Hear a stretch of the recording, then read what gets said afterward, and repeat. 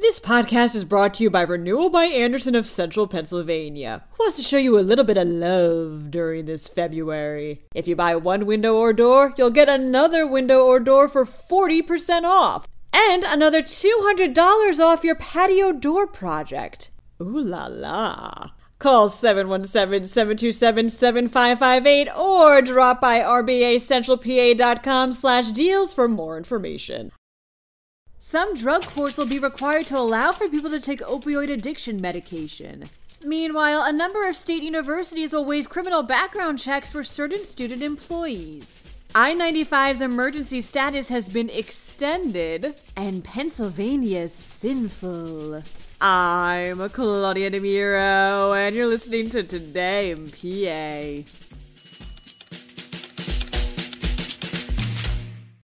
There are several county drug courts in Pennsylvania who forbid people from taking common medications to treat opioid addiction, like methadone, reports the Philadelphia Inquirer. But now they'll be required to allow for this. Federal prosecutors filed a lawsuit in 2022 against the state's unified judicial system, claiming these courts were unlawfully denying these people this medication, which could help them. This ended in a settlement agreement, part of which includes the court's allowance for use of this medication for minor drug crimes. All courts in Pennsylvania, too, must consider adopting this practice. On top of that, a few former drug court participants who were forced off their medication will split $100,000.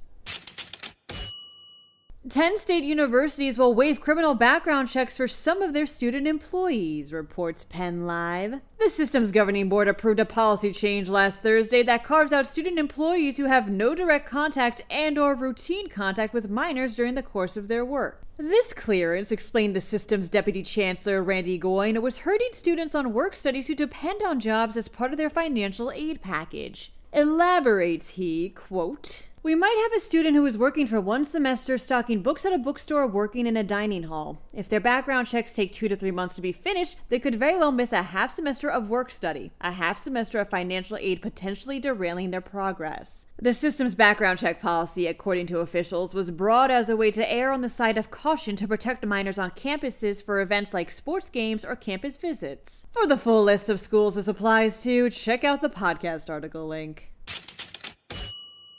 I-95's emergency status in Philadelphia has been extended to May 29th, states NBC 10. It's been months since the section of the interstate collapsed, and much more repairs are needed to continue, even with the 2 previous extensions that have been made already. Such a disaster declaration, explains the Office of State Representative Anthony Belmont, allows continued access to emergency funding and to follow streamlined rules for repair work. Reads a statement from the office, quote, "It is important that we cut as much red tape as possible to let PennDOT finish the job of rebuilding the highway so it is safe to travel on for years to come."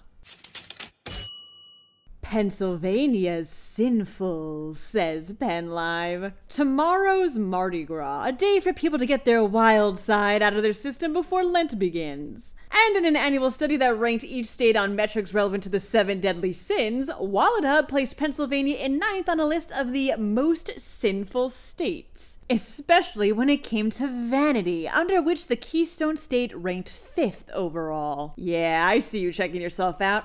And who could blame you? Anyway, the home of Sin City in Nevada once again topped the list.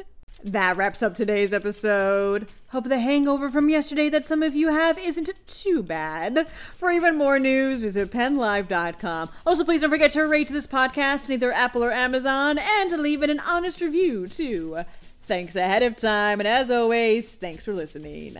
I'm Claudia Dimuro, and I'll be back again tomorrow for another round of Today in PA.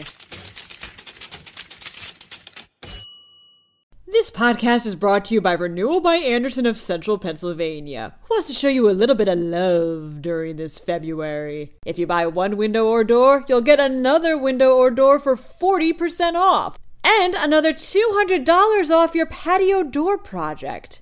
Ooh la la. Call 717-727-7558 or drop by rbacentralpa.com/deals for more information.